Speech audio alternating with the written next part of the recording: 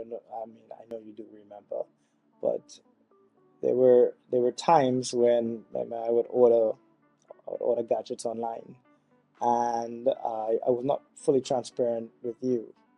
I was not fully up because I knew that you would question it and challenge it rightfully, and probably speak some sense into my brain. And with the benefit of hindsight, just looking back on that, I don't think that that habit of not being transparent is really healthy, or was healthy for me, or I don't think it was healthy for us or our marriage or our relationship. Because that's just like keeping secrets, is hiding, and then you're just doing it on your own versus bringing somebody into the equation who can speak some sense into you, who can show you some grace, who can encourage you, who can challenge you. So just the idea of accountability, that transparency just pairs up really, really well with that concept. I know it's a bit hard because you and I had to have some hard conversations, and but I've always found that when I leaned into transparency, it just delivered a better outcome for myself, for our marriage, for our family, as opposed to just doing things quietly and privately. So yeah, that just if I say that to you, if I say, Henry, I've had bubble tea 3 times, you can be like, oh, are you okay? And you can support me in how I feel and help me to help build me up to feel better, so I don't have to make these impulsive purchases, because it is important to recognize that our emotions drive most of our Bang on. Yeah. not so good decisions. Yeah, our yeah, emotions. Yeah. Absolutely. So if we have good people around, people who we can be accountable to, it could be a friend, it could be our parents, if we're still young and living with our parents, it could be our spouse. But if we have a good support system, I think it also helps to prevent some of those behaviors, or at least keep us accountable to them and keep us motivated to continue, as you said, to question the way we live, which is important.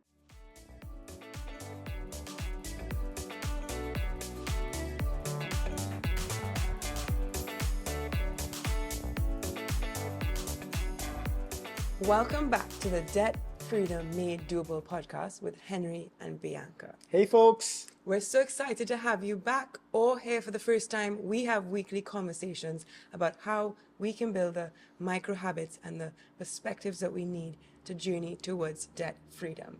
And the last 2 weeks, I asked Henry questions, but this time I'm going to allow him to ask me a question. So I think today, what are we talking about? We had a chat about this last week, and we thought it might be a really good idea to talk about impulsive spending and the psychology behind it, and how we get ourselves into those habits of making impulsive purchases, and ultimately what can we do to better manage our purchases. So I thought maybe I'd open up the discussion and ask you, maybe share a time that you made an impulsive purchase that you regretted, and maybe talk me through what that process was like for you.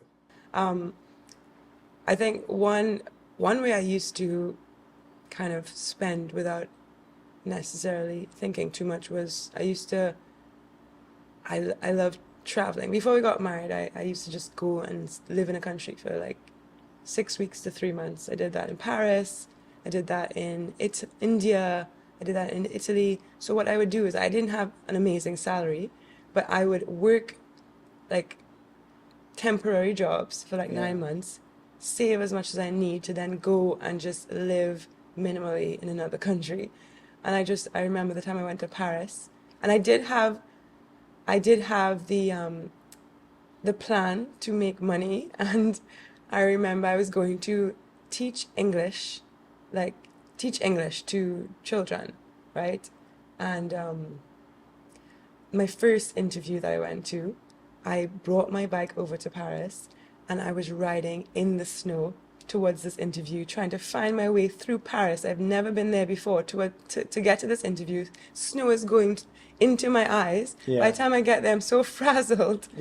I basically did not get the job, and just a series of mishaps meant that I did not make that much money when I was in Paris, and I came back that's when we now like really we're becoming very close friends, and that's the time when I came back with £300 to my name. I think I used most of that for my trip back to London. I managed to um, I managed to get another job, but by the time I went to get a new flat to stay in, I could not afford the deposit. That's where you had to lend me. so, so I would say, yeah, that was risky. That was risky because if I didn't have you, praise God, I had you. I would have to. I would have had to borrow maybe on credit, but I don't even think I would have been able to. I don't know where I would have gotten that money. And I know there are people who get to that place where Yeah. you can afford the rent, you can't afford the deposit because it's twice the rent, and you're in a sticky place. And yeah, that was one time when I chose to borrow from a friend. I did give you back within maybe 2 months, Yeah. but I had made that decision to travel, and I really just it was risky. Yeah. So I don't regret that so much, but I could see how if that is something that I did over and over again into my late 20s, if I didn't meet you and decide Yeah. let's start saving, let's start thinking about our finances, like I don't know where I'd be at 30 with that Yeah. kind of mindset. Yeah. I think the ultimate question, though, is it a planned purchase? And that's the whole point. Once it's unplanned, then it becomes impulsive. And, like for you, well, I think for both of us, it was food, so I can't remember the countless times. So we normally, if you're, Nudge, nudge. right, Gadgets. we're going to talk about gadgets in a bit. Gadgets. Hold a minute. We're going Nudge, to, nudge. yeah, Collecting tech items like earphones, like you used to have like collections of earphones, collections of laptops. Buy before you try, kind of. Okay, so It's not it's no, you're like right. we have different weaknesses, right? So So it's not food like is also mine, right? yeah. So food is also mine. But yeah, so as you know already, there have been a number of unplanned purchases around tech items. Like I love gadgets, I like trying out new things. But then I was thinking about it, and when you look like it's like just trying to understand these psychological forces or the commercial forces influencing impulsive decisions. So there's one piece which is an emotional trigger, right? So there'll be lots of times, for example, in a marriage, so you get stressed or I get stressed. Hey, let's go buy a pizza on a Tuesday night. When we know we don't normally buy pizza on a Tuesday night. Or let's go to the ice cream parlor and let's get a I was gonna say cone, but we do. Parlor as in AKA go downstairs, what we used to do, go to Tesco, buy some ice cream, bring it back That's upstairs. right. You have one, I have one. But Yeah, the whole point definitely behind that, emotion because I mean, studies show that it releases dopamine, and sugar has the impact of crack on our brain. yeah, It's like a drug, and and yeah, one of the top ways in which people spend impulsively is in takeaway. correct. And well, like me, tech gadgets. So I think being aware of your emotional triggers is a good starting point, but then you also got to be aware of some other forces at play. I don't know if you remember. Do you remember when so we were living in Canada water, and about that time Amazon came out with one-click purchases.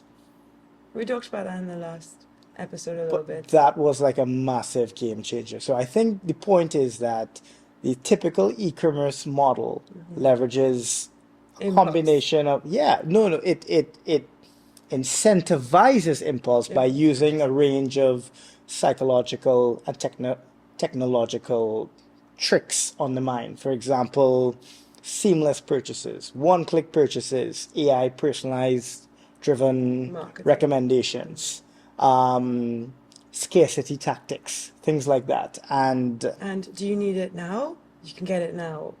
Because I remember when we got married, I realized that you know, I was a miser, which is not a good thing to be, and you A we're little a bit little more on the bit spendthrift on the side. other side.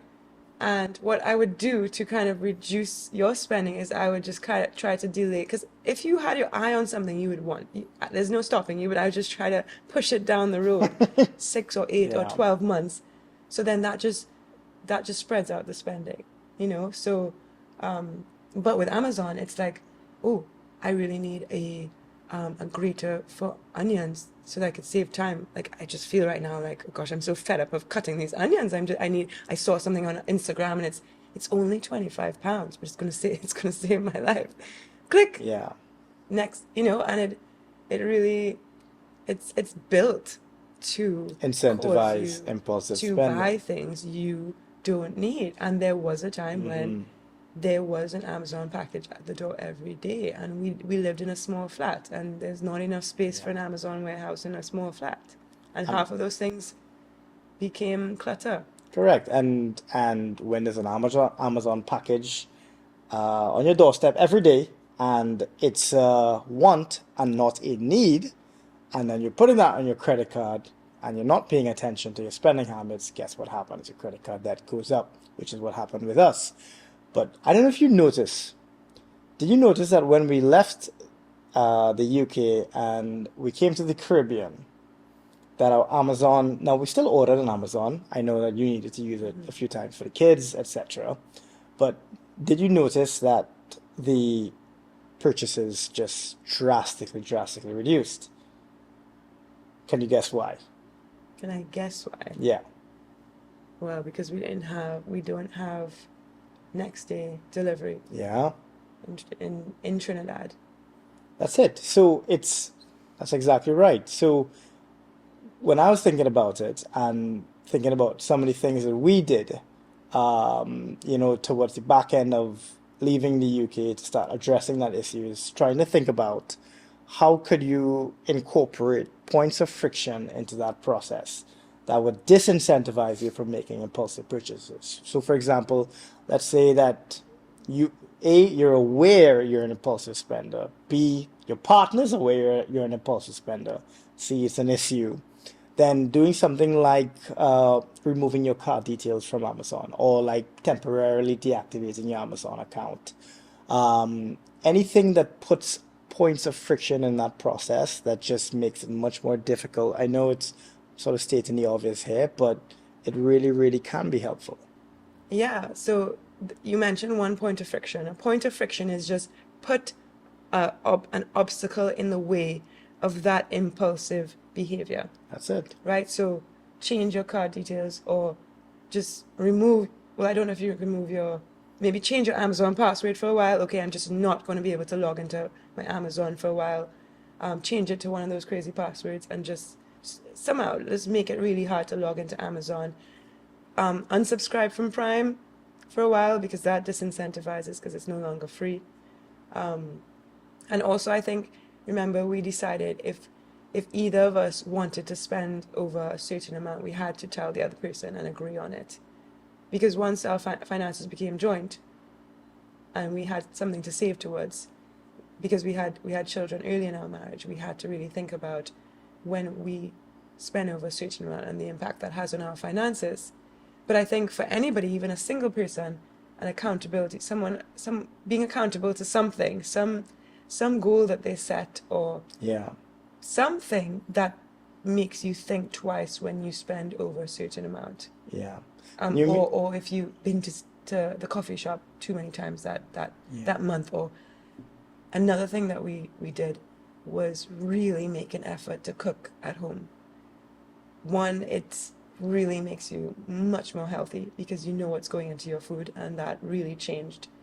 I do think I talked in the first episode about my journey with weight loss and being healthy and healthy eating habits. And that really, it goes hand in hand with habits in general. yeah, I think that all of our habits kind of connect because once you develop discipline in one area, it kind of flows over to the other area. yeah, Um, so yeah, we decided we're gonna start cooking at home to be healthy, and that reduced our bill, our takeaway bill, because one takeaway meal is always going to cost more than what you cook at home. It's always going to because they have to pay to rent the restaurant, they have to Yeah. pay for all these different things that just add to the cost of food. But we're just paying for the raw goods to make our meal, so it's always going to cost less. It's most of the time going to be healthier anyway.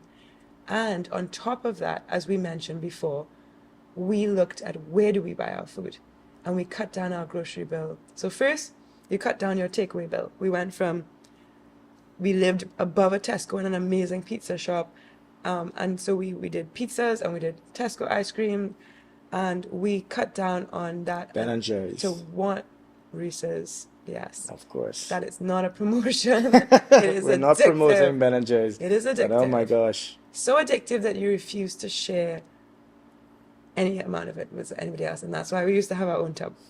Not recommended. But we said we are only going to eat out once a week. Once a week, the rest of the time it's going to be cooking at home.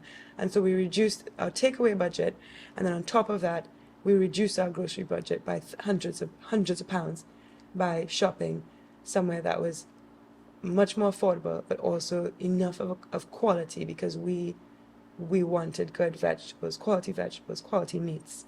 And we looked around. It takes research. It takes research, but I mentioned this before. But you had to go on your bike and ride there. It was no longer beneath our apartment, within walking distance. You had to take a bag on your bike and ride at least a mile to this grocery. Take what you just said, and I think at the heart of that, do you know what you're doing? You're psychologically budgeting. That's what you're doing. The idea of reducing your grocery spend, the idea of cooking more at home, the idea of canceling unnecessary subscriptions. What you're doing is you're basically saying, I want to save X amount of dollars. This is my budget, because of course having fun is important, and it's important we incorporate entertainment in our budget. The idea is that I think it's important to enjoy the pleasures of life, but it's just about budgeting. It's about saying, this is the amount, this is what we can afford, this is how we're going to allocate our income every month. These are our bills, this is our essential expenditure, this is our non-essential expenditure. And then when you're training yourself, because the brain is neuroplastic, you can teach yourself. It's a little bit harder as we get older, but you can still train your brain to learn new habits, and you're essentially training your brain to constantly critique The way you live. Yeah. What? The way your behavior. Yeah, the way you live. I thought it's the way you live. The way you live. Yeah. That's essentially it. The way you live, and a good Optimizing. You're constantly optimizing. and it's not a burdensome process in your brain once you can train yourself. So for example, it's just thinking about just before I potentially make an impulsive purchase. Is this a need or is this a want? And then a simple helpful technique is take a deep breath, breathe out, and then see if that changes the conversation in your brain. And then if that doesn't work, another helpful technique is something called the 2-day rule. Park your decision for 2 days. And if you feel the same way after 2 days, then just don't ever say to yourself, okay, if I see a sign when I'm scrolling Instagram, I'm going to buy this thing. Because most certainly they're listening to your conversations and your thoughts. So don't do that. But when I think about what I talked about, the Paris trip, I actually think that part of me did budget because I came back before it was too late. Like I realized, okay, I wasn't getting the job that I wanted. I wasn't getting the money. I had plans to live there like for 6 months or more. And I realized I got to a point where if I didn't go back at that point, and if I didn't apply for a job and go on a job search right away, then what would I have done? I mean, I would have nowhere to live. I would have no money to afford to live. And I wouldn't even have money to travel to job interviews. So I think that there might be instances where someone does something like that and they just go a little bit too far. They go beyond that place of knowing, okay, what is the what is the amount that I need, the least amount to be able to do this thing? And at the point in which I need to then say, what is the part where I need to be like, I can't do this anymore. This is Yeah, no longer viable for me, and I need to change. I need to change what I'm doing. I need to change my approach. sure. So I had to get to a point in Paris. It was an amazing experience. I loved it. I would have stayed forever, but I had to get to a point. Same thing with India. I wanted to live there, but I only budgeted for 6 weeks. Money was running out. And I knew that beyond a certain amount of time, I would not be able to afford it anymore. And I do think when we get to the place where we start needing debt, and I think it's important, which you reminded me last time, or the first podcast, or the second one, that there are different types of people in different situations when it comes to debt. And we Yeah, want people to know that what we talk about won't apply to everybody. It won't apply to everybody in every debt situation. There's a documentary that came out talking about the fact that a lot of people are in debt because that's the only way that they can survive. yeah, And so we do recognize that. And we recognize that some of these budgeting tips are not as helpful. And we hope that we can speak to those people as well in this podcast. But we also want to encourage people anyone, anywhere, who is not already putting this practice into their life, to have a budgeting mindset, a forward-thinking mindset. yeah, Okay, I don't plan for today. I don't plan for this month. I'm thinking ahead, and I know what I have, and I know what I need yeah, for the next 6 months, or yeah, to not get into an incredibly difficult place where I can't, where I have to swipe that credit card out of desperation. yeah. I mean, that's absolutely true. I mean, if there are going to be those that absolutely need to survive on debt, but the principles of applying financial excellence, it's still something that, when you train yourself to think in a particular way, practicing budgeted, essentially practicing delayed gratification, learning to manage impulsive spending. It's only something that, no matter what your situation, is going to pay you a dividend. If not now, it's going to pay you a dividend later down the line. You made a point earlier on that talked about accountability partners. I think an additional perspective to that is just the idea of transparency. Mm-hmm. So whether you're single, whether you're married, whether you have a partner, um, I think being honest with yourself is like super important. And then being honest with your spouse or your partner is also super important. I don't know, I mean, I know you do remember, but there were times when I would order gadgets online, and I was not fully transparent with you. I was not fully up because I knew that you would question it and challenge it rightfully and probably speak some sense into my brain. And, with the benefit of hindsight, just looking back on that, I don't think that that habit of not being transparent is really healthy, or was healthy for me, or I don't think it was healthy for us or our marriage or our relationship. Because that's just like keeping secrets, it's hiding, and then you're just doing it on your own versus bringing somebody into the equation who can speak some sense into you, who can show you some grace, who can encourage you, who can challenge you. So just the idea of accountability, that transparency just pairs up really, really well with that concept. I know it's a bit hard because you and I had to have some hard conversations, and but I've always found that when I leaned into transparency, it just delivered a better outcome for myself, for our marriage, for our family, as opposed to just doing things quietly and privately. Yeah, and transparency even goes back to, saying, Henry, I've had a lot of bubble tea this week because I'm like feeling a little bit anxious this week. Because why else would I have bubble tea 3 times a week? Because it's the amount of sugar in that is insane. Sugar-induced coma. Yeah. So, um, so yeah, that just if I say that to you, if I say, Henry, I've had bubble tea 3 times, you can be like, oh, are you okay? And you can support me in how I feel and help build me up to feel better, so I don't have to make these impulsive purchases, because it is important to recognize that our emotions drive most of our Bang on. Yeah. not so good decisions, Yeah, our yeah, yeah. emotions. Absolutely. So if we have good people around, people who we can be accountable to, it could be a friend, it could be our parents if we're still young and living with our parents, it could be our spouse. But if we have someone, a good support system, I think it also helps to prevent some of those behaviors, or at least keep us accountable to them and keep us motivated to continue, as you said, to question the way we live, which is Yeah. important.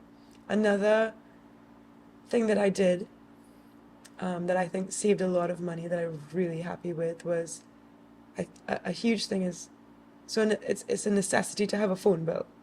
A Yeah. phone provider. But until I got to a place where I felt, actually, I don't think living in London I ever had a postpaid phone. Is that what they call it in London? They call it that here. But I never had Yeah. a postpaid phone. No, plan. A plan. I never had a plan. I always bought the phones, I believe, outright. And then I bought like a gift card, SIM card for £12, and it was enough. It was all that I needed. And I remember comparing it to your plan, that was £35, but sometimes it'll go up to 50 because you get extra charges when you have a plan. That sometimes if you made an international call, or there would just be extra charges sometimes. And anything that is open to an overdraft or extra charge puts you in a danger Yeah. zone if you are not in a place where you have the discipline to make sure that you don't go outside those lines. Yeah. And I knew at that time that I was not ready for that. So I chose, okay, £12 a month. I have to go and I have to pay for that every month. Every month. And if I don't pay for it, there's no service to my phone. Yeah. So yeah, that was prepaid, but it worked, and it had what I needed, and it saved me a lot of money.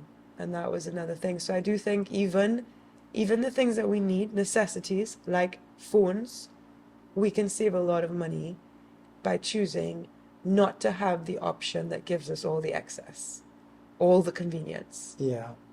It's not convenient to sometimes have a prepaid phone that can't give you extra data if you really need it, or give you those international calls if you need it. But it certainly creates a lot of barrier to making the mistake of overspending in that area. It's really useful to conceptualize how all these smaller decisions add up and can actually save you a good chunk of money. Like there were three different reports, one commissioned by Barclaycard, one by MyJohn, another one by the DAC Group, and all three reports, sorry, led to the same conclusion that on average, the UK household, on average, a UK individual makes about 150 to 200 pounds in impulsive purchases. And one of those reports, I think it was Barclaycard, said that there was around 21 billion pounds on the table just in impulsive purchases. Another useful statistic, 30% of all e-commerce shopping is a result of impulsive spending. And that just tells me, honestly, that just tells me it's lucrative for particular industries, and this is not an attack on any of those industries.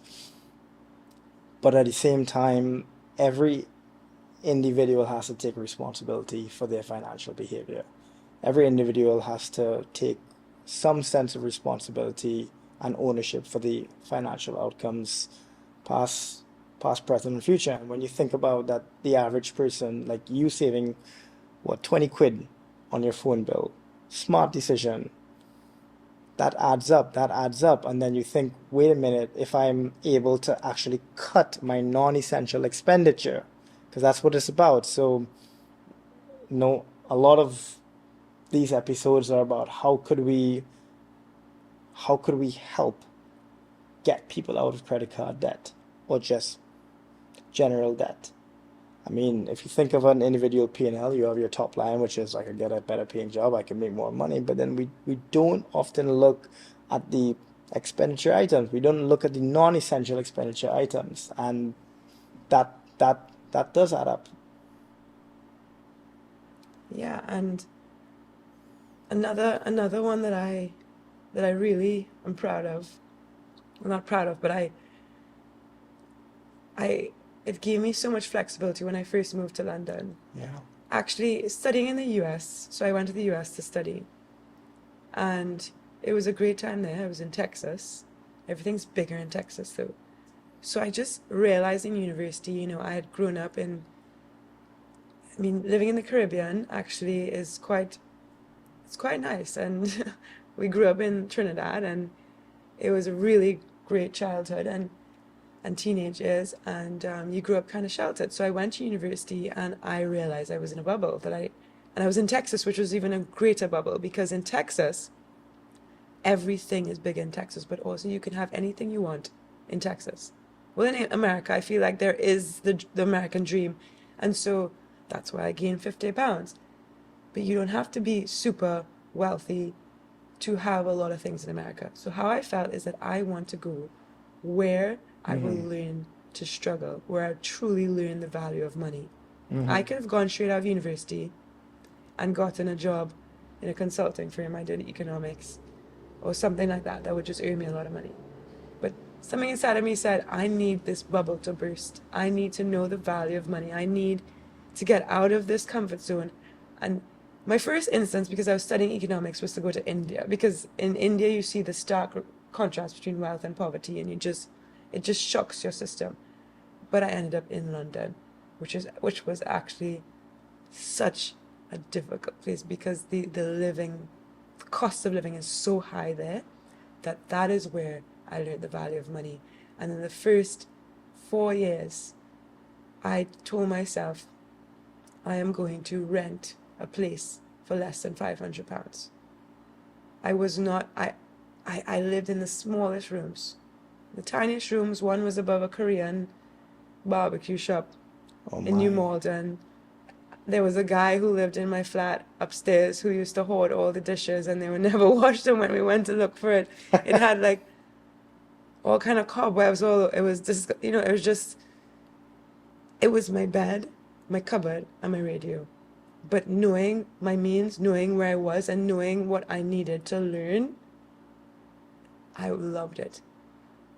And I do think that even in the essentials, there's a lot of space to save. There's a lot of space to cut down on our budget, even in the essentials. That the groceries are essentials. Yeah. It's like those are actually the main areas where we can really get that freedom.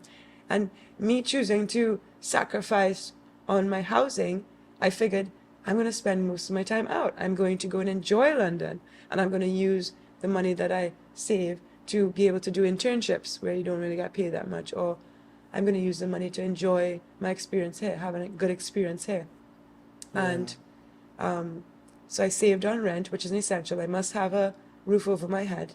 I must have a place to live that has heating, right? But it wasn't in central London. It wasn't glamorous. I couldn't really have a lot of people over. It wasn't anything to boast about. My own father came to visit me and felt really sad for the condition, even though I was super happy there. But looking back, I'm so glad about that decision, because it really did teach me the value of money, but it also taught me that you don't need a lot to be happy. Yeah. And I was so happy during that. I'm happy now too. I love being married with 3 kids. But I also look back on that room. I'm so fond of that room. It was so tiny, but it was my corner of the world. And it cost what? I know I've paid rent for like £350 or £500. All my rent for about the first 4 or 5 years of being in Yeah. London was within that bracket. Do you have any regrets? Like, if you could go back in time, I would do you have not have done any anything? regrets about living in those places. I fondly look upon them. I just love the experience that I had because I know the flexibility it gave me to have money. Well, I didn't have great salaries. I didn't have a lot of money. One of the strengths that you have is that you turn your skills into a greater income when you were younger than me. And because I was so frugal and so there's pros and cons to every personality type. And so when we talk about you and some of that impulsive spending, it's not because you're the only one here in this relationship that had a habit that was bad. Like you brought me across to a place of open-handedness, and now, and I see, I'm now able to create more value because I could save all the money that I want to, but if I'm not bringing in a good income, I'm still going to struggle. Yeah. I could have a £350 rent, but if I'm making £500 Yeah. a month because I can't hold down a job or I can't make a good job, I'm making £1,000. So I'm still going to struggle. So your ability to plan ahead your career, which you did, and I think we should talk about that in the future too, because it's not just the expenditure part; it's the income part too. Because Yeah. our habits flow into every area of our life.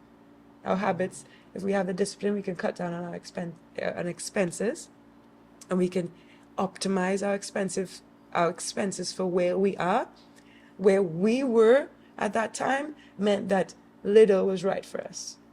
Waitress might be right for somebody else based on where they are. We're not saying that what we did is the blueprint for everybody else. I'm not saying that £350 rent in New Malden above a Korean shop is what everyone should do. But for a lot of people, it's a good idea to explore, right?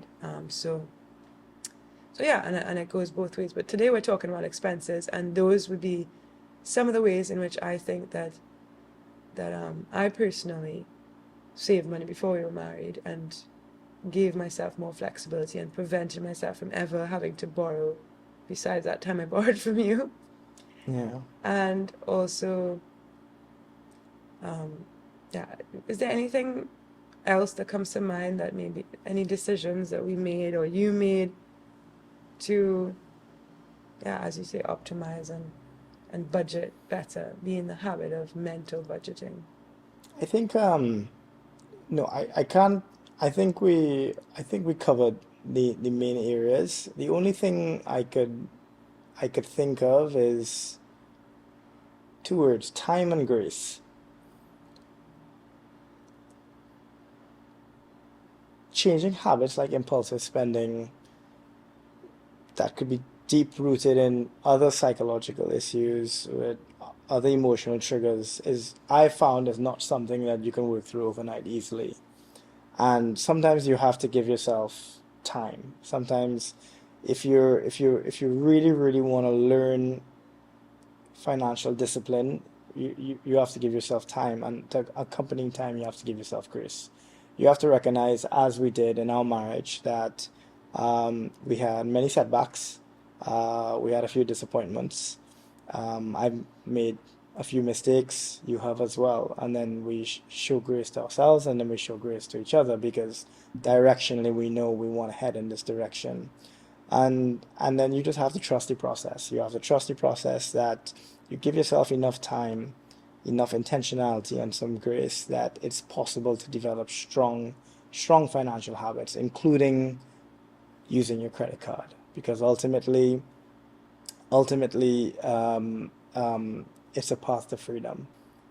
For someone who might not have any, what they, might not feel like they have any of that discipline, any of those habits, and they're really impulsive and they're struggling to combat that impulsiveness and that emotion that drives their behavior, I would say that every action feeds into the next action.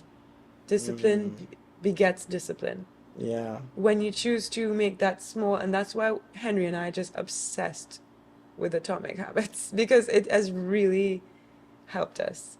Yeah. Because making those huge changes is really hard, but making those small changes one by one is much easier.